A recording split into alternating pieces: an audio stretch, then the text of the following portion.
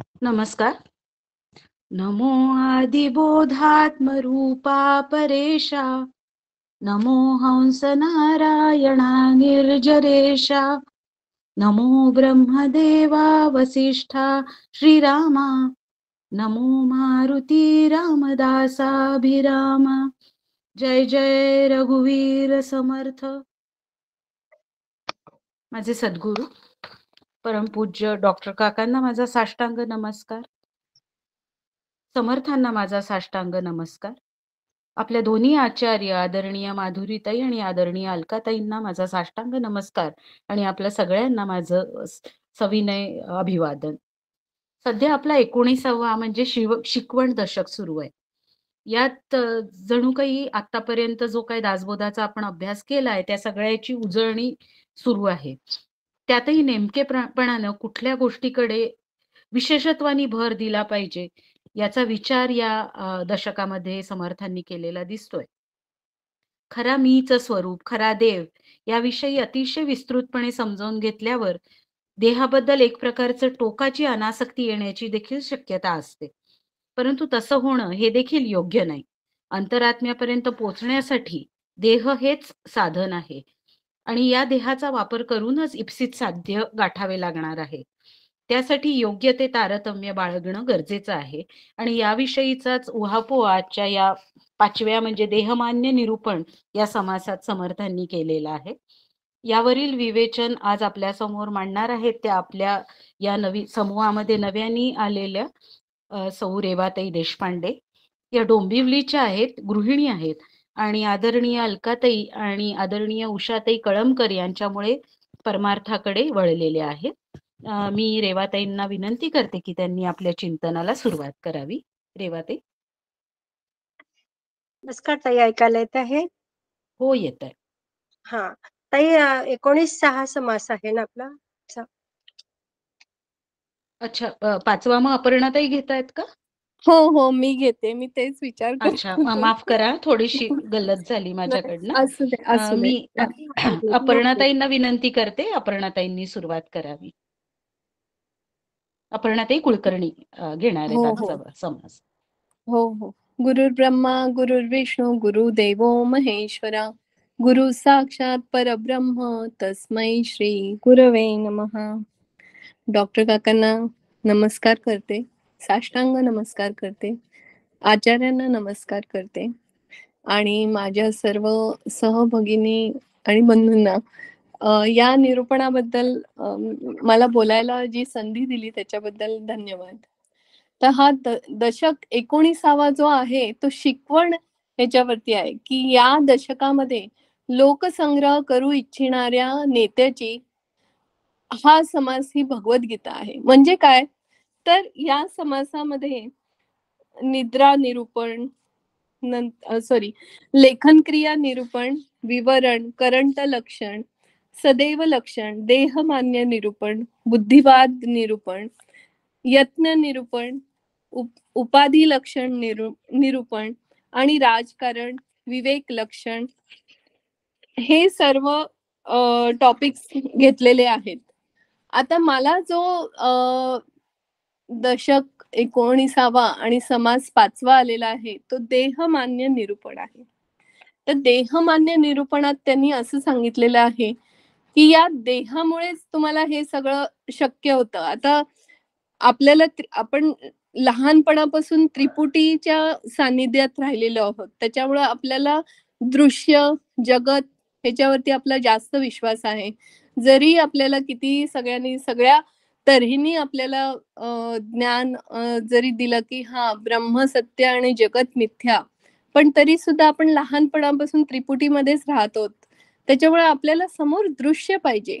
जर आपल्याला कोणाही वरती भरोसा करायचा असेल किंवा आपलं काय म्हणतात ते आपलं श्रद्धास्थान असायला पाहिजे, तर आपल्याला समोर देवाची मूर्ती पाहिजे. आपल्याला त्याच्याबद्दल आपल्या मनात जी आर्तता येते ती सांगायला आपल्याला आपली वाणीचा आश्रय घ्यावा लागतो. आपल्या डोळ्यांनी त्याचं रूप आपण पाहतो. आपले पंच ज्ञानेंद्रिय, पंच कर्मेंद्रिय ह्यांनीच आपण त्याची पूजा करतो. आपण धूप, दीप, नैवेद्य हे सगळं त्याच्यासाठी करत असतो. आणि त्या सगळ्या गोष्टीतून काय काय जाणीव होते, की आपल्याला दृश्य समोर असणं गरजेचं आहे. जरी कितीही म्हणजे देह असल्यावर तर आपण त्याची सेवा करू शकतो. आताच हे सांगू शकतो, की आपण देह असल्याशिवाय देह जर नसता तर मी अ, अनुग्रह घेऊ शकले नसते डॉक्टर काकांचा. देह नसता तर मी अ, त्यांना नमस्कार, त्यांचा पदस्पर्श, त्यांचं डोळ्यासमोर त्यांचं रूप बघू शकले नसते. तर देह असल्यामुळेच हे सगळं जमू शकतं. म्हणून देहाला अनावश्यक महत्त्व नाही द्यायचं. पण देहानेच आपल्याला हे सगळं साध्य होऊ शकतं. हा या अ, समासाचा अर्थ आहे.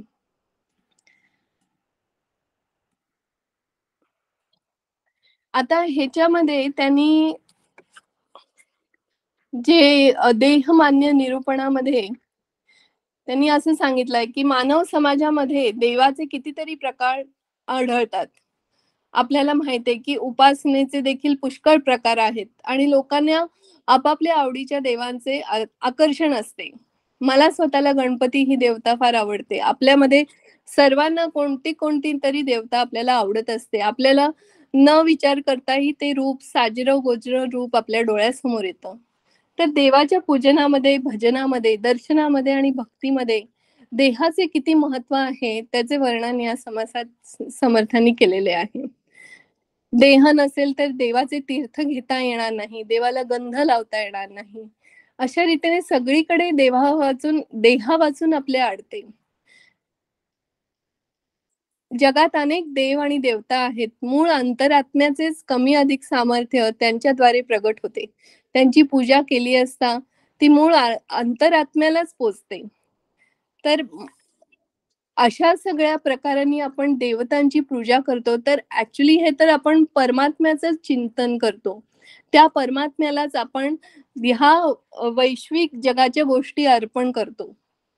दृश्यामध्ये दिसणाऱ्या अनेक देवांच्या नादी न लागता शुद्ध जाणीवरूप असणाऱ्या अंतरात्म्याचा शोध घेण्यात जीवाला समाधान मिळते. तर आपण इकडे-तिकडे फिरतो. आपण पिलिग्रिमेज किंवा अशा ठिकाणी जातो.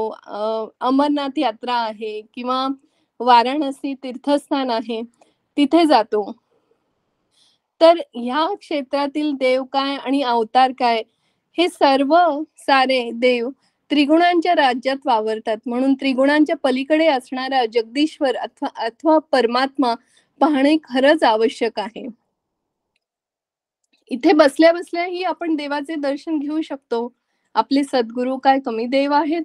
ते तर त्यांच्या अवस्थेतच असतात नेहमी.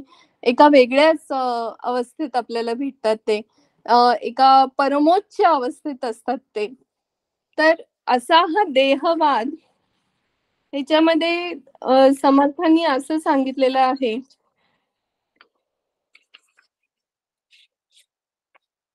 की अंतरात्म्याची पूजा करायची झाल्यास त्यासाठी एखाद्या देहाला संतुष्ट करावे लागते. हे खरे, पण ही पूजा सुद्धा सर्व विवेकाची प्राप्ती करून घेऊन नंतर ज्याने धर्मस्थापना केली आहे त्याचीच केली पाहिजे. वाटेल ते शरीराची पूजा करून चालत नाही. गाढवाच्या गाढवाची पूजा केली असता ते कदाचित लाथ मारण्याचा संभव आहे. सामान्य शरीराला अन्न वस्त्रादी देऊन संतुष्ट करावे आणि ज्याची पूजा करावयास हवी त्याचीच पूजा करायची. व्यवहारात हे आपल्याला तारतम्य पाळलेच पाहिजे. तर अशा प्रकारे मला या समासामध्ये ज्या 3 ओव्या आहेत त्या फार आवडल्या. त्या म्हणजे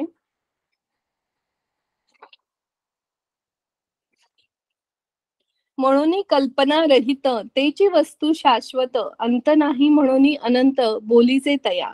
म्हणजे त्या अनंत वस्तूपर्यंत पोहोचण्यासाठी तुम्हाला ह्या देहरूपी वस्तूची स्थात घ्यावी लागते.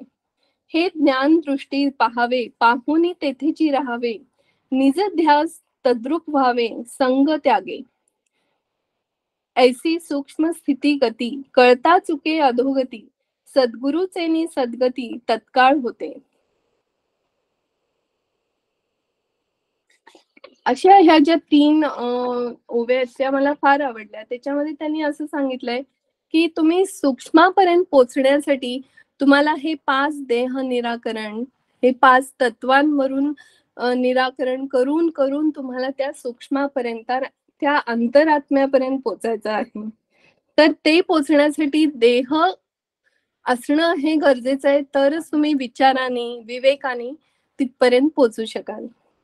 आणि त्यातून आपल्याला सद्गुरूंनी हाताशी धरल्यामुळे आपल्याला नक्कीच हे पार करून आपल्याला मोक्षापर्यंत पोहोचता येईल. सद्गुरुचरणी हीच प्रार्थना आणि मी माझं निरूपण संपवते. जय जय रघुवीर समर्थ. अपर्णाताई, अगदी छान थोडक्यात नेमक्या शब्दामध्ये तुम्ही या संबंध समासाचं विश्लेषण करून सांगितलं. यातला जो मुख्य हे जे समर्थांना सांगायचं आहे, की आपल्याला आपण स्वतः देहात असल्याने आपल्याला पण देवही आपल्यासारखाच देहाच्या रूपातला हवा असतो. पण तरीही त्या मागच्या अंतरात्म्याकडे बघायला आपण शिकलं पाहिजे. हा महत्वाचा संदेश जो समर्थांनी दिलाय तो तुम्ही अगदी व्यवस्थितपणे पोहोचवला. सूक्ष्मापर्यंत पोहोचण्यासाठी विवेकाचा वापर कसा करायचा देहाचा निराश करून आणि हे सगळं करताना अंतरात्मा जरी सगळीकडे बघायचा असला तरी कुणालाही देव म्हणून चालत नाही. हेही मार्मिकपणे समर्थ सुचवतात. तेही तुम्ही सगळं व्यवस्थित समजावून सांगितलं. यानंतरचा जो आपला समास आहे आजच्या अभ्यासासाठीचा दुसरा, त्याचं बुद्धिवाद निरूपणाचा 19व्या दशकातला 6वा समास. महंतांसाठीची मार्गदर्शक तत्व आता अपर्णाताई म्हणाल्या तसं महंतांसाठीचं हे भगवद्गीताच आहे जणू 19वा दशक म्हणजे. याही समासात पुन्हा एकदा आपल्या समोर मार्गदर्शक तत्व ठेवतात समर्थ. निस्पृहपणा जपण्याचा सल्ला समर्थ देतानाच लोकसंग्रहाचं महत्वही विशद करतात. समाजामध्ये वावरताना निर्लेपपणे वागायचे तर सातत्याने विवेक करायला हवा. महंतीसाठी सातत्याने विविधांगाने स्वतःमध्ये गुणवर्धन देखील आवश्यक असते. सद्बुद्धीचा विकास जाणीवपूर्वक पाठपुरावा करून आपण घडवून आणायला पाहिजे आणि यासाठी आपल्या आजूबाजूलाही कुबुद्धी, अनाचार या साऱ्या ज्या दुष्टचक्रातनं समाजाला बाहेर काढण्याचा प्रयत्नही महंतांनी केला पाहिजे, याचा पुनरुच्चार समर्थ करतात. या समासावर आपले चिंतन सादर करतायत रेवाताई देशपांडे. मी मगाशी ओळख करून दिली त्यांची. डोंबिवलीच्या रेवाताई, अलकाताई, आदरणीय अलकाताई आणि उषाताई कळमकर यांच्यामुळे परमार्थाकडे वळल्या आहेत. मी त्यांना विनंती करते की त्यांनी आपल्या चिंतनाला सुरुवात करावी. रेवाताई. हो ताई. रामा मी तव दास दास म्हणता, माते कशाचे भय. रामा जाईल ज्या स्थळी सुख घना, होईल तेथे जय. रामा या भुवनत्रयी तुझ बिण, नाही तुझा तारक. रामा तू सकलार्थ पूर्ण करिसी, तू तात मी बालक. शुका सारिके पूर्ण वैराग्य ज्याचे, वशिष्ठा परिज्ञान योगेश्वराचे. कवी वाल्मिका सारिखा मान्य ऐसा, नमस्कार माझा सद्गुरु रामदासा. जय जय रघुवीर समर्थ. प्रभू रामराया सद्गुरु समर्थ रामदासांना आदरपूर्वक दंडवत. आदरणीय परमपूज्य डॉक्टर काकांना साष्टांग नमस्कार. आचार्य आदरणीय सौ अलकाताई आणि माधुरताईंच्या चरणी वंदन आणि समूहावरील सर्व ज्येष्ठ श्रेष्ठ साधक आणि सर्व समर्थ भक्त यांच्या हृदयस्थ परमेश्वराला वंदन करते. आपण दशक 19 चिंतन करत आहोत. त्या 19व्या दशकापर्यंत म्हणजे बुद्धिवाद निरूपण हा समास माझ्याकडे आले आहे. त्याच्यावर थोडंसं चिंतन मांडण्याचा प्रयत्न करते आहे. 19वा दशक हा शिकवण निरूपणाचा आहे. म्हणजेच प्रत्येक दशकातून किंवा समासातून समर्थ आपल्याला काहीतरी शिकवून जातातच. लेखन क्रिया निरूपणामध्ये अर्थभेद जाणता यावा यासाठी अक्षरं कशी असावीत म्हणून काहीतरी दिसा माझे लिहित जावे, काहीतरी वाचन असावं असं सांगतात. तर दुसऱ्या समासामध्ये अभेदाचा आहे. शब्दांचे अर्थ समजण्यासाठी त्यांची फोड करून अर्थ विचार पोहोचवणे हे त्यांचं महत्वाचं कार्य राहते. तिसरा दिलाय करंट लक्षणाचा, कारण कानाडोळा थोडासा जरी झाला तरी करंटपणा येतो ना. हे करंटपण घालवण्यासाठी पुढील समाज समर्थाने सदैव लक्षणाचा दिला. समाजाला प्रबोधन करायचं आहे तर अत्यंत सावधपणाही हवाच ना. लक्षण झागून झालं की ते बाजूला सारून आपल्याला उत्तम गुण अंगी यायचे आहेत, म्हणून उत्तम गुण समर्थांनी सांगितलेले आहेत. म्हणजेच त्यावेळेस आता का म्हणजे ताईंनी सांगितल्याप्रमाणे नरदेह एक आपल्याला एक साधन म्हणून मिळालेलं आहे. त्या नरदेह हे साधन म्हणून घेतलं तर त्याचे सार्थक त्यांच्या गुणामुळे, कार्यामुळे, कीर्तीमुळे होते. उत्तम गुणांचा उपयोग करून सगुण भक्ती सांगत नराचा नारायण होता येतो. म्हणजेच सगुणाच्या आधारे निर्गुणापर्यंत जाताना हा नरदेहाचा विवेक विचारांनी त्याचा उपयोग करून घेतला तर आपण नक्कीच चांगल्या स्थळी जाऊन पोहोचू शकतो. आता आजचा समाज म्हणजे माझा समाज दिलेला आहे तो सहावा समाज म्हणजेच बुद्धिवाद निरूपण आहे. समाज 30 ओव्यांचा आहे, छोटासाच आहे, परंतु महंत म्हणजे जो महंत आहे त्याच्यासाठी खूप मार्गदर्शक त्याच्यामध्ये दिलेला आहे. समाजाचे नेतृत्व करणारा, जाणता, ज्ञानी लोकनेता हा जो महंत आहे त्याच्या सद्गुणाने तो ओळखला जातो. त्याचे गुण, त्याच्या नेतृत्वाने त्याची ख्यातकीर्ती ही आपल्याला समज जाते. खरं तर समर्थांनी महंत लक्षण दासबोधामध्ये बऱ्याच ठिकाणी पेरलेली आहेत, परंतु हा छोटे खाणिक समाज त्याच्यावरती आणखी विशेष प्रकाश टाकलेला दिसून येतो. ते काय होते, बुद्धी आणि विवेक हा 2 गुण त्याच्यामध्ये महत्वाचे असतात. नरदेह आणि त्याला मिळालेली बुद्धीची देणगी किती मोठं कार्य करू शकते याचे उदाहरण आपण आताच पाहिले की चांद्रयान 3 मध्ये आपण त्याचं पाहिलं. खगोलशास्त्रामधल्या घडामोडी आपण पाहतो, किंवा बुद्धिबळ खेळातला जो प्रज्ञानंद आहे त्याचेही म्हणजे विवेक आणि बुद्धीचे जर एकत्र झाली तर काय काय होऊ शकतं हे आपल्याला दिसून येतं. म्हणजे काय, बुद्धी कशी आहे, सूक्ष्म अंतःकरणामधील एक आहे, तर शरीर आपलं जड आणि स्थूल आहे. बुद्धीने विवेक केला म्हणजे सार आणि असार याची निवड आपल्याला करता आली तर प्रपंच आणि परमार्थ दोन्हीही सहज साध्य होणार आहेत. कुशाग्र बुद्धी असली की अचूक निर्णय आपण घेतले जातो. या समासामध्ये महंताने म्हणजे लोकसंघटन कसं करायचं आहे हे सांगताना बुद्धिवाद हा शब्द समर्थांनी वापरला आहे. सद्बुद्धीचा मागोवा घेत चालावे असं म्हटलं जातं. इतकं या बुद्धीला महत्व दिले आहे. आपणही म्हणतो ना, बुद्धिदाता गणेशू किंवा समर्थांनाही बुद्धिदय गणगुणायका असं म्हटलं आहे. या समासामध्ये 1 ते 2 मध्ये विवेकी महंताचं वर्णन केलं आहे, म्हणजे विवेकाने परमार्थ कसा करायचा आहे हे सांगितलं. 3 ते 10 मध्ये निस्पृहपण सांगितलं, म्हणजे आपले म्हणणे पटवून देणारा, लोकांतात असूनही एकांत सेवन करणारा हा महंत कसा आहे त्याचं वर्णन सांगितलं आहे. 14व्या ओळीमध्ये सामुदायिक चळवळी चालवणाऱ्या लोकसंघटकाचे वर्णन आलेले आहे. तर 15वी ओळी काय घ्यावे आणि काय टाकावे, उत्कटतेचे घ्यावे, मिळमिळीत अवघेची टाकावी असं सांगत समर्थ आपल्याला मार्गदर्शन करतात. आणि 27 ते 30 ओव्यामध्ये आपल्याला विवेकाचे महत्व समर्थांनी सांगितलेले आहे. समासाच्या ओळीचा आपण जर विचार केला तर समासातली पहिलीच ओळी जर आपण घेतली म्हणजे परमार्थी आणि विवेकी त्याचे करणे माने लोकी, काजे विवर विवरो चुकी पडोच नेदी श्रीराम. परमार्थ म्हणजेच परम अर्थ जाणणारा आणि विवेक म्हणजे सार असाराची निवड करणारा. परमार्थी आणि विवेकी हे 2 शब्द या ओळीमध्ये महत्वाचे आहेत. परमार्थ जाणणारा जो लोकसंघटक असतो तो विवेकी असावा हे महत्वाचे. विवेकाची कास धरून धरली तर मनुष्याचा अंतर्बाह्य बदल आपण घडवून आणू शकण्याचं कार्य हे महंत लोक करतात, म्हणजे लोकनेता करतो. म्हणजेच बुद्धी आणि विवेकाचा वापर करून हा जो नरदेह आहे त्याचा तो सार्थकी कसा लावावा त्याचं सुंदर मार्गदर्शन समर्थांनी केलेलं आहे. विचार आणि म्हणजे लोकनेता कसा आहे हे त्याचं जर कार्य चांगलं केलं, आधी केलं आणि मग सांगितलं हे त्याच्याकडे असल्यामुळे असं लक्षात येतं की त्याच्या हातून जी कृती घडते आहे त्याचा सगळं त्यांनी आधी अनुभव घेतलेला असतो आणि तो अनुभव लोकांना शेअर करताना आपली त्याची विचार आणि कृती किंवा आचरण ह्याच्यामध्ये सगळ्यामध्ये सुसंगतता असते, उत्तम नियोजन असते, योग्य निर्णय तशी त्याची कृती हातून घडत गेलेली असते. त्यामुळे लोकांच्या मनातील संशय अजिबात नाहीसे होतात. बोलणं आणि वागणं एकसारखं असल्यामुळे तो लोकांच्या आवडीचा होऊन जातो. मान्यता पावतो. म्हणजेच जनता जनार्दनाला राजी राखण्यामध्ये हा महंत नक्की यशस्वी होत झालेला आपल्याला दिसून येतो.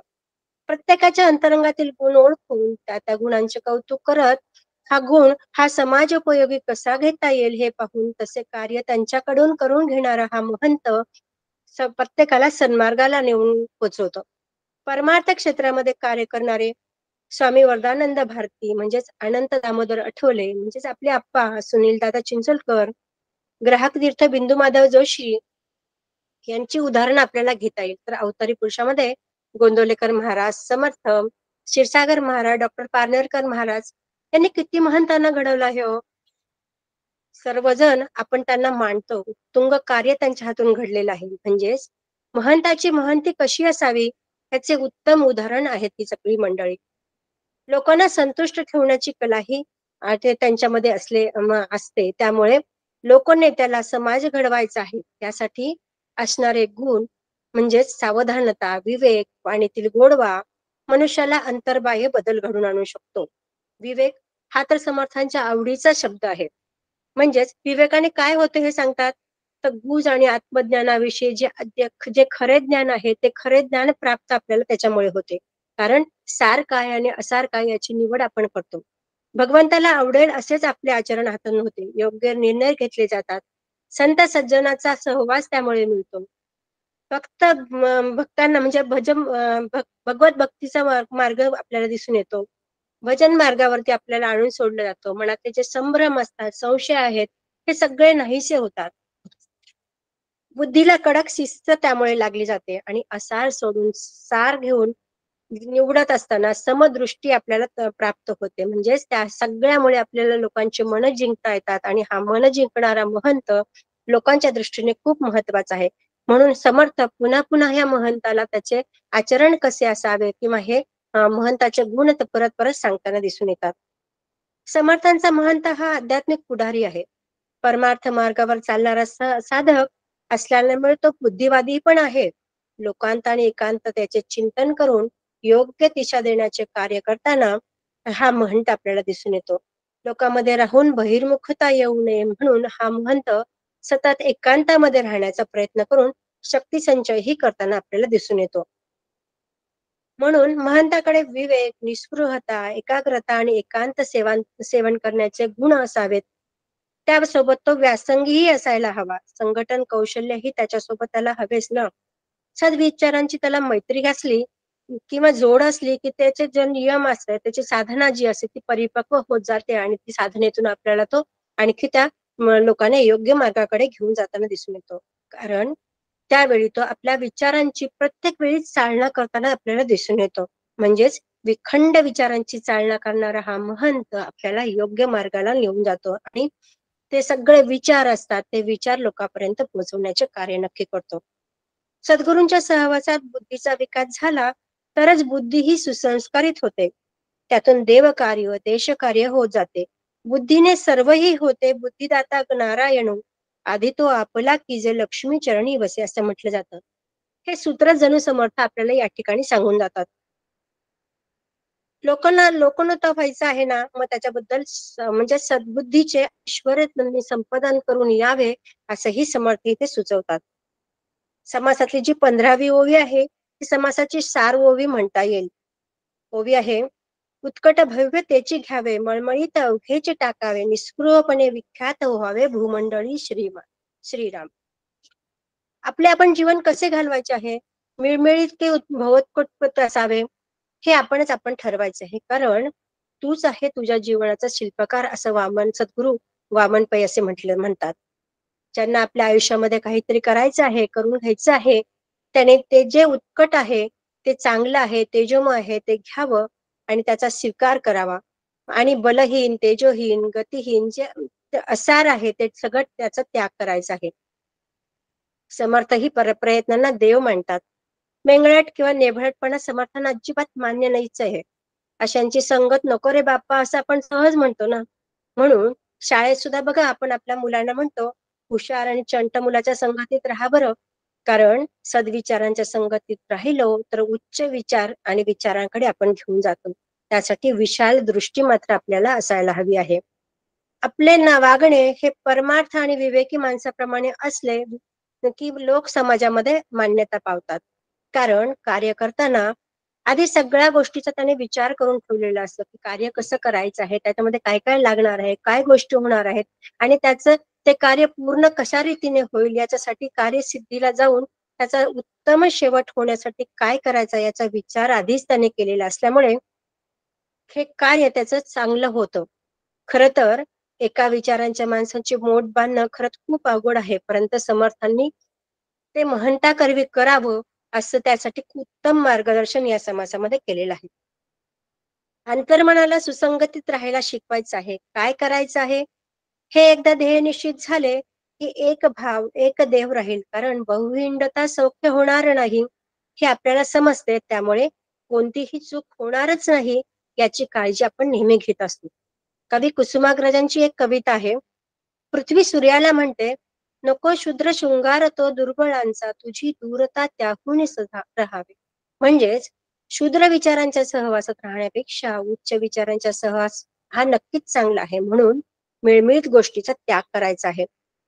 भारतीय संस्कृतीचा सतत गौरव होतो हेच आहे, कारण तिथे सात्विकता आहे, दिव्यता आहे आणि सुचितेला वंदनाही रोज आपले होत आहे. सावरकर म्हणतात तसं, जे जे उदात्त उत्तम उन्नत महन मधुरतेचे म्हणजेच बुद्धीची देणगी दिली आहे, मग किडामुंगी सारखं का जगायचंय आपण?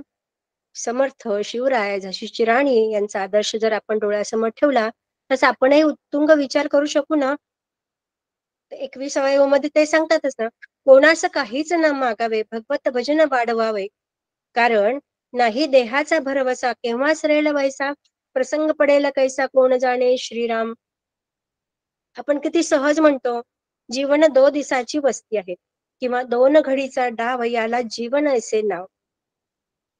खरं तर क्षणभंगुर आयुष्यामध्ये आपल्याला काय करायचं आहे, काय साधायचंय हे एकदा समजलं म्हणजेच काय साधायचंय, की किती लोक आपल्या सोबत आहे त्याची अखंड चालना करायची आहे. विवेकाने प्रपंच आणि प्रमाथ एक सुखरूप होण्याचा प्रयत्न करायचा आहे. भगवंताच्या अनुसंधात राहता येणार आहे आणि भगवत भजन वाढवता येणार आहे, कारण ह्या नरदेहाचं सार्थक आपल्याला करायचं आहे.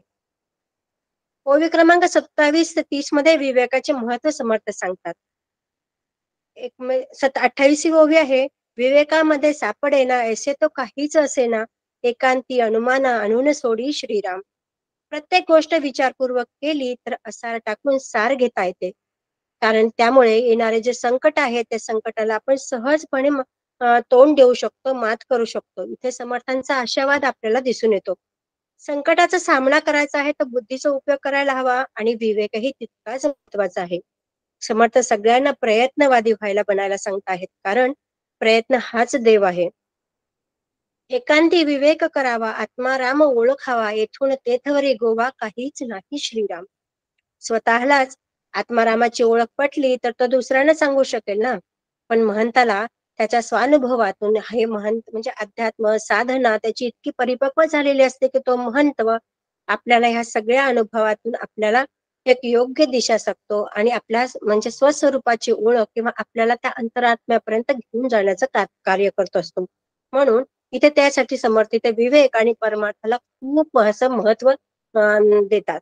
इथे महत्व दिलेले असतात. समर्थ म्हणतात की कुठलंही कार्य करताना आपल्याला म्हणजे भगवंताचे अधिष्ठान हवे असं आणि ते भगवंताचे अधिष्ठान आपल्यालाही मिळावं. परमार्थामध्ये उन्नतीसाठी प्रयत्न आणि विवेकही आपल्या हातून व्हावा, असंच समर्थांना मागणं मानूया. समर्थांना प्रार्थना करूया आणि मागणं मानूया. नेत्री पहावी रघुवीर मूर्ती, करणी पडावी रघुवीर कीर्ती, सदा घडावी रघुवीर सेवा, असा छंद मला जडावा. हीच प्रार्थना सद्गुरुरायांना झालेली सेवा श्री समर्थांच्या चरणी अर्पण करते आणि माझ्या वाणीला विराम देते. जय जय रघुवीर समर्थ. रेवाताई, अतिशय सुंदर तुमचं चिंतन झालेलं आहे. अतिशय परिपूर्ण सबंध समासाचा ओवी हुकूम सगळा तुम्ही आढावा तर घेतलाच. सुरुवातीला ओव्यांचं वर्गीकरण केल्यामुळे अगदी सुटसुटीतपणे सहजपणे तो उलगडत जातो.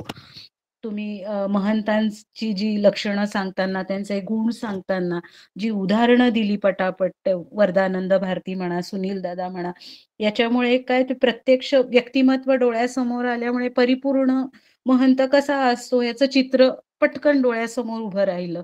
खूप छान पद्धतीने एकंदरीतच तुम्ही संबंध समासाचा आढावा घेतलात. गुणांचं वर्णन करताना त्याचे परिणाम कसे साधले, त्या गुणांमुळे काय परिणाम साधले जातात आणि कसे साधले जातात, हे सगळं उलगडून सांगितलं. समर्थांचा विवेक हा शब्द आवडीचा शब्द आहे. त्याचं तुम्ही पुन्हा शेवटी त्या शेवटच्या ज्या ओव्यांमध्ये समर्थांनी त्याचा जो अर्थ सगळा सांगितला आहे, एक त्या महत्त्व त्याचं विवेकाचं, ते पुन्हा तुम्ही ओव्यांच्या आधाराने खूप छान सांगितलं, समजून अतिशय सुंदर. पहिल्यांदाच आम्हाला ऐकायला मिळालं तुम्हाला आणि अतिशय छान झालं तुमचं चिंतन. यानंतर मी आपल्या आचार्य आपल्याला या दोन्ही समासांवर आणखी मार्गदर्शन करतीलच. मी आदरणीय माधुरीताईंना विनंती करते की त्यांनी आम्हाला मार्गदर्शन करावं. माधुरीताई. जय जय रघुवीर समर्थ. मला वाटते अंतरी त्वावसावे, तुझ्या दासबोधासित्वा बोध व्हावे. अपत्या परी पाववी प्रेमग्रासा, महाराज या सद्गुरु रामदासा. जय जय रघुवीर समर्थ. समर्थांना साष्टांग नमस्कार करते. परमपूज्य डॉक्टर काकांना देखील साष्टांग नमस्कार करते. त्याचबरोबर अलकाताईंना, आदरणीय अलकाताईंना देखील सादर नमस्कार करून आपल्या सगळ्या सहचारी भगिनींना या ठिकाणी सादर नमस्कार करते. आणि आता जे काही आपण 2 निरूपणं ऐकलेली आहे, चिंतन ऐकलेली आहेत, त्या दोन्ही चिंतन करणाऱ्या ज्या काही आहेत, एक अपर्णाताई कुलकर्णी आणि एक रेवाताई देशपांडे. अपर्णाताईंनी सुद्धा देहमान्य निरूपण हा जो काही समास आहे, या समासावरती छान पद्धतीने चिंतन प्रगट केलेलं आहे. खरं पाहिलं असता ह्या देहमान्य निरूपणामध्ये समर्थांना जर काही सांगायचं असेल तर ते म्हणजे विशेष करून सातत्याने सगुणाचे आधारे निर्गुण पावे जे निर्धारे वगैरे आहे, जे काही आपण समर्थांचं तुम्हा आम्हाला सगळ्यांना हे वचन जे काही आहे ते अतिशय पाठ आहे, किंबहुना आपण सातत्याने ते वापरतो सुद्धा. तर हा सगुणाचा आधार घेतल्याशिवाय आम्हाला निर्गुणाकडे वाटचाल करता येणार नाही. आणि म्हणून आपण पाहतो की समाजामध्ये वेगवेगळ्या प्रकारचे देव आपल्याला बघायला मिळतात. ते समर्थांनी त्याचं वर्णन 3-4 ओव्यांमध्ये सुरुवातीच्या केलेलं दिसतं की मातीचे देव आहेत, धोंड्याचे आहेत, सोन्याचे आहेत, काशाचे आहे, वगैरे वगैरे. तर अशा पद्धतीने हे सगळे देव मूर्ती रूपाने आपण आपल्या देवघरामध्ये ठेवतो. आणि देवघरामध्ये हे असलेले जे काही मूर्ती रूपाने असलेले देव आहेत, तर या सगळ्या देवतांची आपण देवांची काय करतो तर अत्यंत मनोभावे पूजा अर्चा करत असतो. आता वास्तविक पाहता हे अशा पद्धतीने एक जण गणपतीची उपासना करतो, गणपतीची आराधना करतो, तर एक जण देवीची करतो, तर एक जण काय आणखीन महादेवाची करतो. अर्थात प्रत्येक जण आपापल्या आवडीप्रमाणे किंवा आपापल्या कुळाचार, कुळधर्म किंवा परंपरेने चालत आलेल्या देवाची जी काही उपासना आहे ती उपासना आपल्याला करताना दिसतात. आणि हे अशा प्रकारे उपासनेचे अनेक भेद जे आहेत ते आपल्याला पाहायला मिळतात. पण जो तो आपापल्या आवडत्या देवाची उपासना करताना मात्र सातत्याने दिसत असतो. आणि याचं त्या ठिकाणी ते म्हणत आहेत की वास्तविक पाहता हे उपास्य देव मुळात हे जे कुठून आले त्या ठिकाणी तर एकोहम बहुश्याम हे जे काही ब्रह्माला झालेलं जणू काही स्फुरण आहे आणि त्या स्फुरणातून ही सगळी सृष्टी निर्माण झाली आणि या सृष्टीतूनच मग सर्व दैवत जी काही आहेत ती काय आहेत तर निर्माण झालेली आहेत. तर मुळातल्या देवाकडे आपल्याला या सगुणाचा आधार घेतच जायचंय. पण जोपर्यंत आम्ही सगुणाचा आधार घेत नाही तोपर्यंत आम्हाला निर्गुणाकडे जाता येऊ शकणार नाही. आणि म्हणून सगुणाचा आधार जो काही आहे आपल्याला सगळ्यांना ठाऊक आहे. आपण आता 18 दशकापर्यंत आपलं सातत्याने वाचन, चिंतन, मनन, अभ्यास झालेला आहे. आणि त्यामुळे समर्थांनी जे काही 4 प्रकारचे देव सांगितलेले आहेत त्या 4 प्रकारच्या देवांपैकी असलेला मग पहिला मूर्तिरूप देव आहे, दुसरा जो त्यांनी सांगितला तर तो अवतार रूप देव आहे, तिसरा ईश्वर आहे आणि चौथा निर्गुण निराकार असलेलं ब्रह्म नावाचं तत्व आहे. अशा या ब्रह्म नावाच्या तत्वापर्यंत जर आम्हाला जायचं असेल तर खरं पाहिलं असता या सगुणामध्ये आपण देहामध्ये काय झालेलो आहोत तर आपल्याला हा देह मिळालेला आहे. सगुण असा हा देह आपल्याला आहे आणि म्हणून आपल्याला देहबुद्धीकडून देवबुद्धीकडे जर जायचं असेल तर हळूहळू तर देवबुद्धी वाढवायची असेल तर आधी आपल्याला सगुण साकाराच्या देवाची अत्यंत आवश्यकता आहे. त्याला अत्यंत मनोभावे पूजा अर्चा करणं, त्याची उपासना करणं, त्याच्या लीला ऐकणं, त्या ठिकाणी नाम जे काही आहे ते नाम घेणं, त्या तीर्थयात्रा करणं वगैरे, हे सगळं सगळं जे काही आहे हे सगळं त्या देवांची केलेली उपासना आहे. आणि या उपासनेने काय नेमकं होतं, तर या उपासनेने आम्हाला सातत्याने आपण ऐकून आहोत की उपासना जी आहे ती कशी असली पाहिजे, तर ती निष्काम असली पाहिजे. आणि त्या निष्काम उपासनेने चित्त शांत जे काही आहे ते शांत होतं. आणि म्हणून उपासनेचा भाग जो काही आहे तो या समासामध्ये समर्थ विशेष करून सांगतात. आणि म्हणून देहाला महत्व आहे, कारण देहच जर नसता तर मी देवाची उपासना करू शकली नसते. आणि देवाची उपासना करून खऱ्या देवाची प्राप्ती मला जर का करून घ्यायची असेल, तर जसं लहान मुलाला आपल्याला काय एकदम त्याला चालता येत नाही, तर त्याला काय द्यावं लागतं, तर त्याला चालण्यासाठी हळूहळू आधी त्याच्या हातात पांगुळ गाडा द्यावा लागतो. आणि पांगुळ गाडा जसा जसा त्याला थोडं थोडं चालायला यायला लागतं, तसं तसं मग मोठी आई वडील असतील किंवा घरातली मोठी माणसं असतील, हळूहळू तो पांगुळ गाडा काय करतात, तर बाजूला करतात.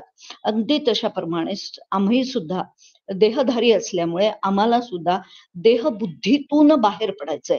आणि देवबुद्धी जागृत केल्याशिवाय देहबुद्धी कमी होऊ शकत नाही. आणि म्हणून सगळ्या संतांनी सगुणाच्या पूजेला देखील अत्यंत महत्व दिलेलं दिसतं. ते एवढ्यासाठी की हळूहळू आमची जी देहबुद्धी आहे ती काय वाढीस लागली पाहिजे, तर देवबुद्धी वाढीस लागली पाहिजे.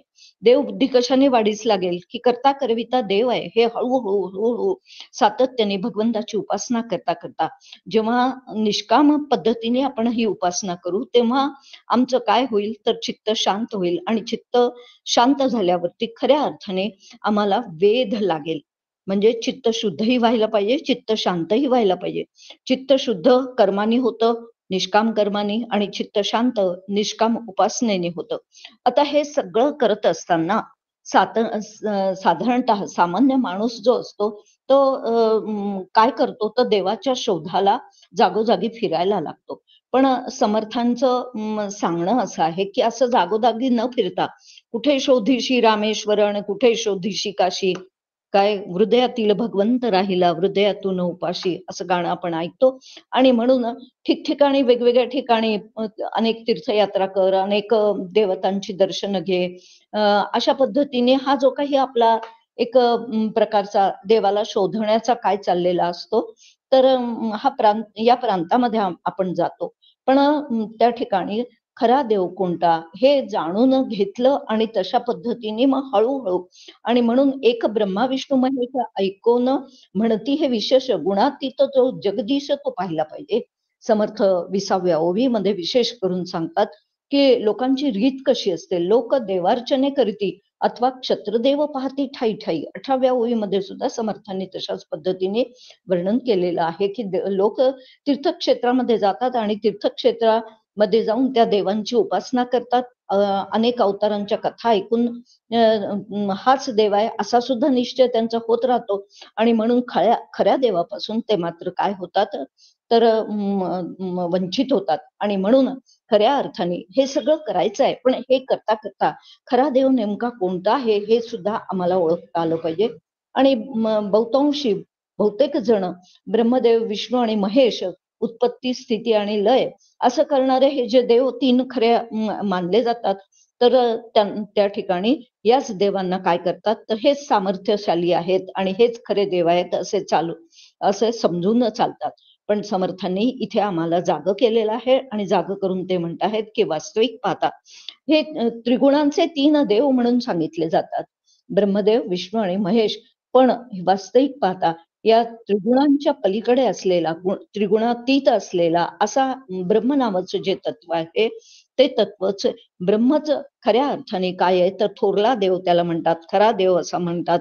आणि म्हणून त्या देवाचं खऱ्या अर्थाने जाणून घेणं हे फार काय आहे, महत्वाचं आहे. या देहात आपण आलेलो आहोत, नरदेह आपल्याला मिळालेला आहे. आणि हा नरदेह अत्यंत काय आहे, तर घवाड म्हणून समर्थ म्हणत आहेत. आणि या नरदेहाचं एकच उद्दिष्ट आहे, दुसरे तिसरे उद्दिष्ट किंवा दुसरे तिसरे कर्तव्यच आपल्याला नाही, खरं आपलं सगळ्यात श्रेष्ठ कर्तव्य जर कोणतं असेल तर निर्गुण निराकार असलेला ब्रह्म नावाचं तत्व जे आहे त्या ब्रह्म नावाच्या तत्वाला ओळखणं आणि त्याचा अनुभव घेणं जे आहे, याच्यासाठीच आम्हाला हा नरदेह मिळालेला आहे. आणि म्हणून केवळ अशा पद्धतीने वरवरची उपासना करून चालणार नाही. तर समर्थ असं म्हणतात की वास्तविक पाहता या खऱ्या अर्थाने जो ब्रह्म ला जाणतो म्हणजे अनुभवतो आणि त्या ठिकाणी आणि जोपर्यंत अशा प्रकारचं आम्हाला देवदर्शन होत नाही, म्हणजे खऱ्या देवाचं दर्शन होत नाही, तोपर्यंत आम्हाला मुक्ती सुद्धा मिळणार नाही. आणि मग म्हणूनच समर्थ असं म्हणतात की जे कोण असं करतात ते मात्र धन्य म्हणून ओळखल्या जातात. 22व्या ओळीमध्ये समर्थांनी आपल्याला सांगितलंय, नसता देवाचे दर्शन कैसेन होई जे पावन, धन्य धन्य ते साधू जन सकळ जाणती. जे साधू आहेत, संत आहेत, ज्ञानी आहेत, ते काय करतात तर ते अशा पद्धतीने या खऱ्या देवाला जाणतात आणि खऱ्या देवाशी ते एकरूप होतात. आणि म्हणून समर्थांनी आपल्याला या समासामध्ये खरा देव सगुणाच्या माध्यमातूनच हळूहळू प्रगती करत करत निर्गुण देव आपल्याला ओळखायचा आहे. आणि म्हणून हे भूमंडळावर असलेले अनेक देव आहे, लक्षावधी देव आहेत, तर त्यांना काय करता आलं पाहिजे, तर त्यांचा आधार घेत घेतच निर्गुण निराकार असलेल्या परमात्म्यापर्यंत, ब्रह्म तत्वापर्यंत तुम्हा आम्हाला जायचं आहे. आणि म्हणून त्या दृष्टीने पण आता हे ब्रह्म नावाचं तत्व जे आहे ते कसं आहे तर ते ज्ञानेंद्रियांना कळत नाही, अंतःकरण वृत्तीला सुद्धा त्याचं ज्ञान होत नाही. आणि म्हणून मग ते कसं जाणायचं तर संतांचा सहवास, संतांचं मार्गदर्शन, सद्गुरूंचं मार्गदर्शन असं घेत घेत आपण काय करायचं आहे तर संतांचे संगती मनोमार्ग गती आकळावा श्रीपती येणे पंथे, असं हरिपाठामध्ये ज्ञानेश्वर माऊली सुद्धा म्हणत आहेत.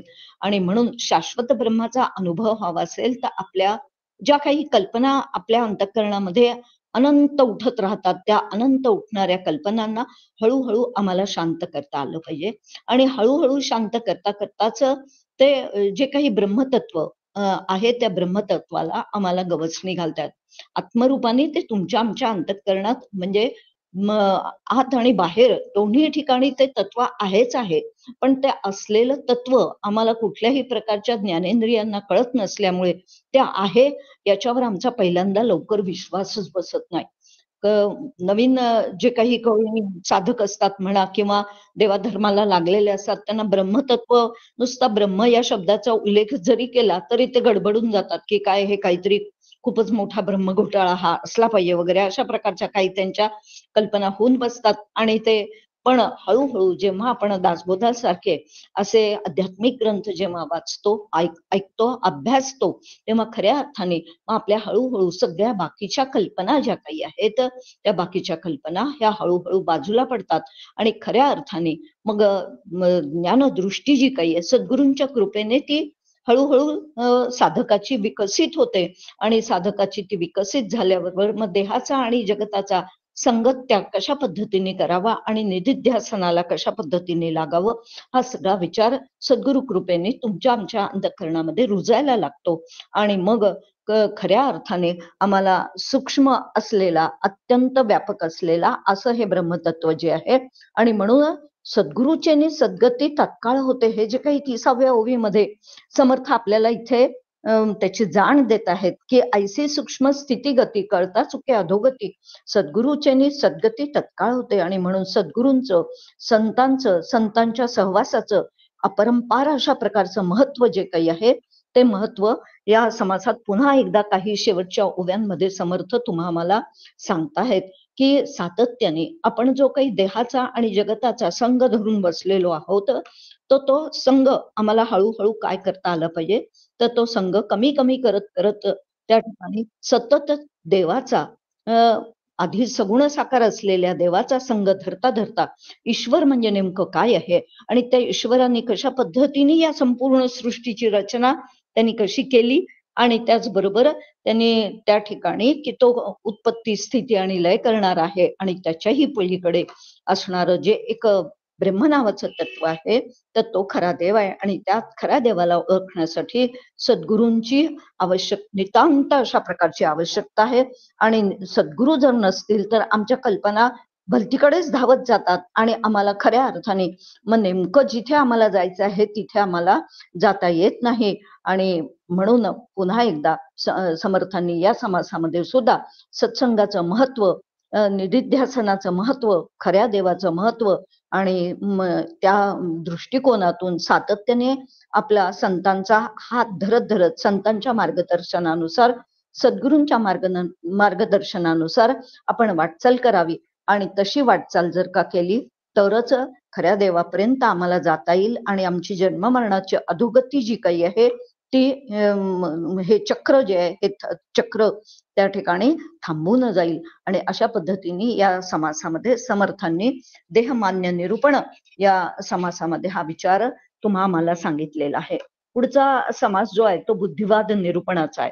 आणि या बुद्धिवाद निरूपणाविषयी सुद्धा रेवाताईंनी अतिशय छान पद्धतीने सगळं चिंतन जे काही आहे ते चिंतन प्रगट केलेलं आहे. आणि वास्तविक पाहता आता फारसं काही सांगायचं खरं म्हणजे शिल्लक नाही आहे, पण तरी सुद्धा थोडस त्याच्यावरती चिंतन करूया की सातत्याने हा जो काही समर्थांना अपेक्षित असणारा महंत आहे त्यांनी कसं असलं पाहिजे, काय असलं पाहिजे याचा तर खुलासा या समासात समर्थ पुन्हा एकदा आपल्याला करताना दिसतात, की ज्या इतर समासांमध्ये सुद्धा समर्थांनी केलेला आहे. पण या ठिकाणी एका पद्धतीने ते आम्हाला पुन्हा एकदा जागृत करतात की जवळजवळ 3 ते 10 या ओव्यांच्या अंतर्गत मध्ये त्यांनी जे दांभिक गुरु आहे त्यांचं सुद्धा काय घेतलेलं आहे, तर त्यांचा सुद्धा एक समाचार घेतलेला आपल्याला इथे दिसतो. आणि म्हणून दांभिक गुरु, कारण पुष्कळदा आपण समाजामध्ये पाहतो की काय असतात तर स्वतःला गुरु समजतात आणि गुरु समजून त्या ठिकाणी त्यांनी अशा दांभिक गुरूंवरती जरा आसूड प्रहार केलेले सुद्धा आपल्याला काय दिसत आहेत.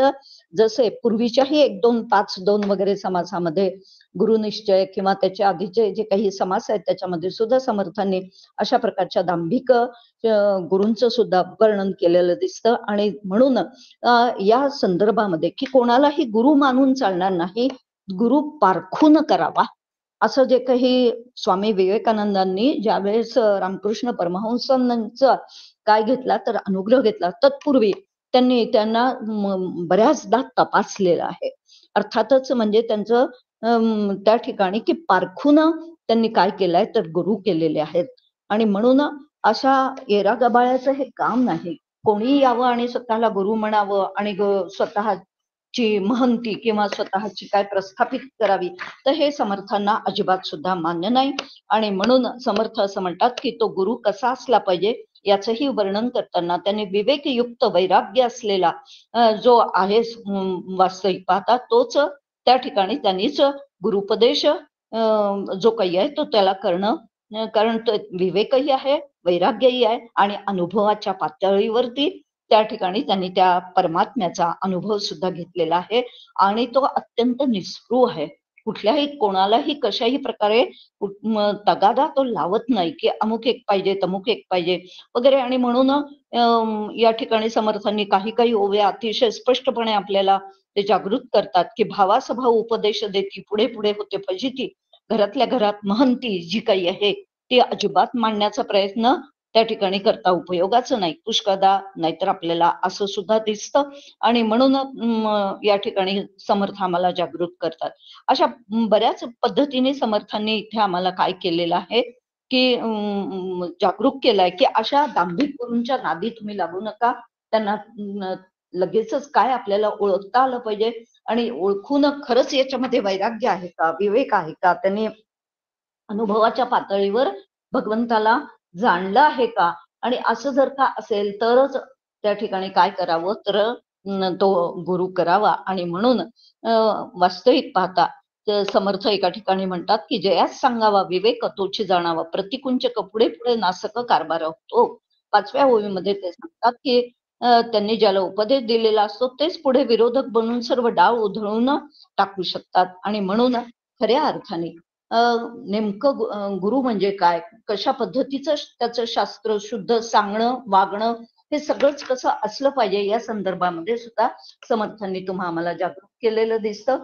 आणि म्हणून वास्तविक हा जो काही आहे खरा समर्थांना अपेक्षित असणारा महंत जो आहे तो कसा असतो तर तो त्या ठिकाणी कोणाचं काहीच न मागावे, भगवत भजन वाढवावे.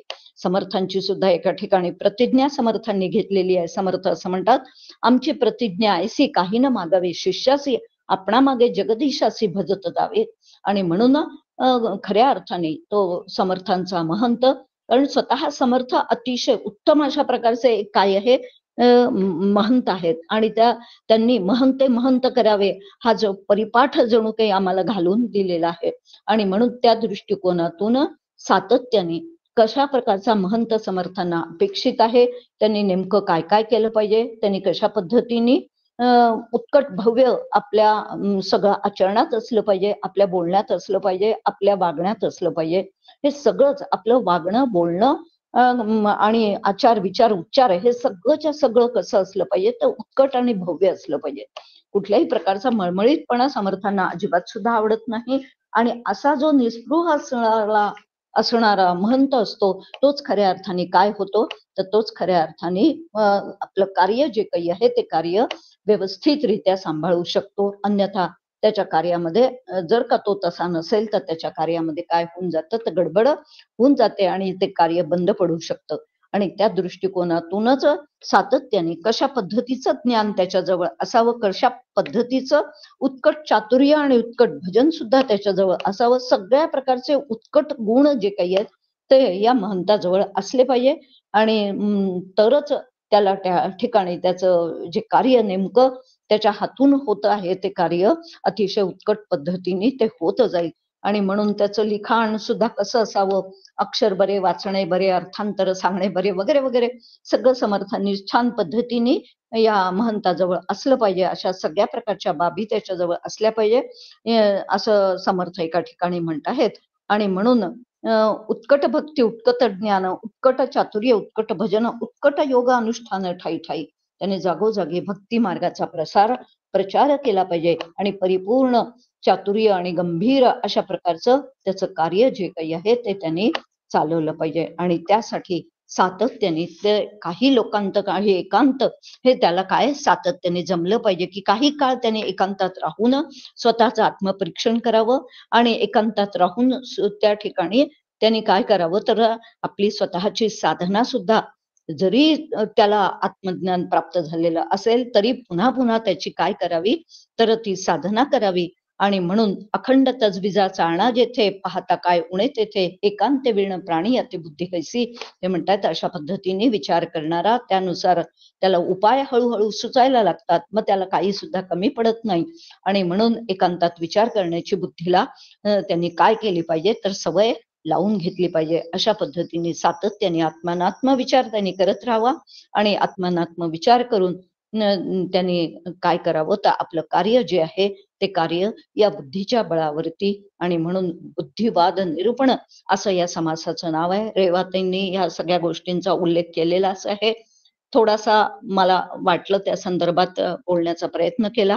आणि या ठिकाणी झालेलं चिंतन समर्थांच्या चरणी, सद्गुरूंच्या चरणी समर्पित करते आणि वाणीला विराम देते. जय जय रघुवीर समर्थ. धन्यवाद माधुरीताई. तुम्ही पुन्हा एकदा या समासांचं दोन्ही छानपैकी उलगडून सांगितलेत. देहबुद्धीकडून देवबुद्धी होण्यासाठी आपल्याला उपासनेची गरज आहे आणि निष्काम उपासनेमुळे आपली चित्त शांतीचा लाभ होईल. पण उपासनेसाठी पुन्हा देह असल्यानेच आपल्याला उपासना शक्य होते. आणि हे तुम्ही छान पद्धतीने आम्हाला समजावून सांगितलं. बहुतेक वेळा आपण सगुणातच बहुतेक सगळे लोक अडकून पडतात, पण खऱ्या देवापर्यंत पोहोचू शकत नाही. आणि यासाठी कसं सावध राहिलं पाहिजे याचंही तुम्ही उदाहरणांसकट सांगितलं समजावून. म्हणजे सद्गुरूंचं आणि याचं महत्त्व सांगताना की आपल्याला सद्गुरू या अशा मार्ग आपला चुकत असेल तर त्या मार्गावर, चुकीच्या मार्गावर जाऊ देत नाहीत. त्यांचं मार्गदर्शन आपल्याला योग्य मार्गावर जाण्यासाठी असतं आणि त्यातून आपल्याला तो म्हणजे देवापर्यंत किंवा देवबुद्धी होण्याचं साधलं जातं. हे सद्गुरूंचं महत्व आहेच आणि आपण दोन्ही आचार्य देखील आम्हाला नेहमी अशाच पद्धतीचं मार्गदर्शन करत असतात आणि कितीतरी गोष्टींचा नव्याने आम्हाला उलगडा होत जातो. शब्दांच्या पलीकडे जो काय अर्थ दडलेला आहे, या 2 रीडिंग बिटवीन द लाईन्स म्हणतात, ते सगळं तुमच्याकडून आम्हाला अनेक वेगवेगळ्या प्रकारांनी दरवेळेला काहीतरी मिळत असतं जास्तीचं. अ, त्यामुळे सद्गुरूंचं महत्त्व आम्ही प्रत्येक वेळी अधोरेखित होत जातं, की तुमच्यासारखे आचार्य लाभले आम्ही अतिशय भाग्यवान आहोत. नंतरच्या समासातलं देखील तुम्ही सगळा तो महंतांचा जो काय हे आहे, महंतांचं कार्य म्हणा किंवा त्यांनी काय कशा पद्धतीने करायला हवं आणि त्याचं समर्थांनी जे सगळं समजावून सांगितलं, ते खूप विस्तृतपणे आणि सोप्या शब्दात सांगितलंत. खूप धन्यवाद. मी आता अलकाताईंना विनंती करते, की त्यांनीही आम्हाला त्याच्यावरती आणखीन प्रकाश टाकावा. अलकाताई. जय जय रघुवीर समर्थ. समर्थांच्या चरणी आणि परमपूज्य डॉक्टर काकांच्या चरणी साष्टांग वंदन. माधुरीताईंना नमस्कार, सगळ्यांनाच नमस्कार करते. काही सांगायचं शिल्लक नाही, कारण बरंच काही चिंतन झालेलं आहे. 10 वाजत आलेत, कारण 2 मिनिटं शिल्लक आहेत. कठीण आहे मला 2 मिनिटात काही सांगणं म्हणून, पण तरी पण पहिला जो विषय आहे की देहमान्य निरूपण झाले तर चालतील अलकाताई. देहमान्य निरूपणामध्ये देह महत्वाचा आहे. जेव्हा सांगतात समर्थ 19व्या दशकापर्यंत आल्यानंतर निर्गुणाचं चिंतन करत असताना निर्विवादपणे आपल्याला जाणून घेतलं पाहिजे की ब्रह्म निर्गुण निराकार आहे. त्याच्या प्रगटीकरणासाठी सगुण म्हणजे साकारता पाहिजे. साकारतेशिवाय निराकारता प्रगट होत नाही. म्हणजे चैतन्य प्रगट होण्यासाठी एक उपाधी पाहिजे आणि त्या उपाधीचं महत्व समर्थ या ठिकाणी देतात. आणि ती उपाधी जर जाणून घ्यायची असेल तर उपाधीच्या साह्याने जर तुम्हाला आम्हाला निरुपाधिक व्हायचं असेल तर समर्थांनी बरोबर त्या महंताला मार्गदर्शन केले की या उपाधीच्या साह्याने जर तुला निरुपाधिक व्हायचं असेल तर या जगाकडे बघण्याची तुझी दृष्टी कशी असली पाहिजे, तर ते ज्ञानदृष्टीने पाहावे. या जगाकडे ज्ञानदृष्टीने बघ. दिसणारे संपूर्ण दृश्य जगत जे आहे ते अधिष्ठान रूप आहे, अध्यस्त रूप आहे. त्या अध्यस्थाच्या पाठी अध्यस्त अधिष्ठान आहे, म्हणून अधिष्ठानावरती अध्यस्त दिसतंय. हे ज्ञानदृष्टीने पाहावे. कुठं राहायचंय? अधिष्ठानाच्या ठिकाणी. पाहुनी तेथेची राहावे. अधिष्ठान बघून तिथेच राहा आणि अधिष्ठानाचं अखंड भान असेल. समर्थ पुढे म्हणतात 28व्या मध्ये अतिशय महत्वाची होईल, अतिशय महत्वाची, की जी आपल्या साधनेच्या चिंतनाची होय. निजध्यासे तद्रूप व्हावे. अखंड निजध्यास याचा अर्थ आपल्याला त्याचं निधिध्यासन करणार. कारण जे आपण म्हणतो की अनुसंधान सगुणाचं आहे तर निजध्यास निर्गुणाचं आहे. आणि समर्थ इथे पूर्ण निर्गुणामध्ये नेतात. निर्गुणाचंच भान असलं पाहिजे, निजध्यास असला पाहिजे. निजध्यासानेच आपण निराकार वृत्ती होऊ शकते आणि निराकार झाल्यानंतर तद्रूपतेने काय घडेल, तर आता वस्तू त्याग नाही तर संगत त्याग घडला पाहिजे. वस्तू त्याग करणं सोपं आहे, एखादी वस्तू त्यागणं सोपं आहे, पण संगत त्याग याचा अर्थ अंतःकरणातले सगळे संग निघून गेले पाहिजेत आणि निस्संग होता आलं पाहिजे. मग निस्संग तत्वाच्या निजध्यासाने निस्संग होता येतं. आणि यासाठी एकमेव पुन्हा समर्थ आपल्याला जसा गायक समेवरती येतो तसं समर्थ म्हणतात की हे सगळं कोणाच्या सानिध्यामध्ये कळू शकेल, तर सद्गुरूंच्या सानिध्यामध्ये कळू शकेल. आणि म्हणून संपूर्ण समासाचा जर आपण विचार केला तर निर्गुण निराकार तत्व ज्या एका साकार माध्यमाच्या म्हणजे उपाधीच्या साह्याने ते प्रगटतं. उपाधीशिवाय जे निर्गुण निराकार तत्व आहे ते प्रगट होतच नाही. आणि हे पहिल्यांदा महंतांनी लक्षात घ्यायचं. मग बघायचंय काय, तर अधिष्ठान बघायचंय. अध्यस्त जे आहे ते सोडून द्यायचंय आणि त्या अधिष्ठानाचा निजध्यास करायचा. आणि त्यासाठी काय आहे, तर ते सद्गुरूंची कृपा लागते. इथे सगळं सांगितलंय. फार आणखीन एक सुंदर महत्वाचा विचार समर्थ त्याच ठिकाणी आपल्याला देत आहेत. ते म्हणतात द्रष्टा देव तो एक. द्रष्टा कोण आहे हे कधीतरी कळलं पाहिजे. किती दिवस आपण दृश्यामध्ये रमणार आहोत, किती दिवस दर्शनच घेणार आहोत. द्रष्टा कोण आहे? तो कुठेही बाहेर नाही, तो आतच आहे. त्या द्रष्ट्याच्या तिथपर्यंत आपल्याला जर जायचं असेल तर आपल्याला संतांच्या साह्याने, सद्गुरूंनी केलेल्या मार्गदर्शनाच्या साह्याने जावं लागेल असं सांगितलंय. तो जो समास आहे तो देहमान्य निरूपण आहे. त्यानंतरचा बुद्धिवाद निरूपण आहे. खूपच छान आहे. अर्थात मी अपर्णाने आणि रेवाने खूप छान सांगितले. अपर्णाचा अभ्यास खूप छान आहे, कारण शास्त्राचा अभ्यास तिचा चांगला आहे आणि रेवा तर पदाची जाणीव अत्यंत खूप छान, अनेक वर्ष समर्थांची सेवा करते. त्यामुळे दोघींचेही विचार परिपूर्ण आहेत. त्यामुळे त्यात कमतरता काहीच नव्हती. जी काही थोडीफार होती ती माधुरीताईने भरून काढलेली. त्यामुळे फक्त जेवढं बारीक काही आहे तेवढंच मी सांगते, बाकी फार काही सांगत नाही.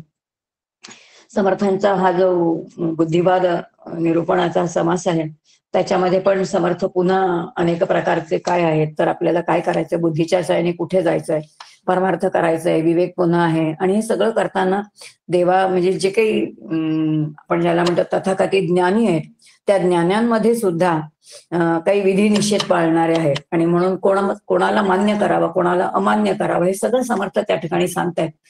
या ठिकाणी समर्थांचं जे मूळ जे जीवनाचं सूत्र आहे, व्यष्टी समष्टी परमेष्टी, याचं परिपूर्ण दर्शन या ठिकाणी आपल्याला या ठिकाणी घडतात. कारण एक मुळात व्यक्ती घडली पाहिजे, व्यक्तीच्या बरोबर समाजाचं धारणा झाली पाहिजे आणि त्या समाजामध्ये परमात्म्याचं दर्शन झालं पाहिजे.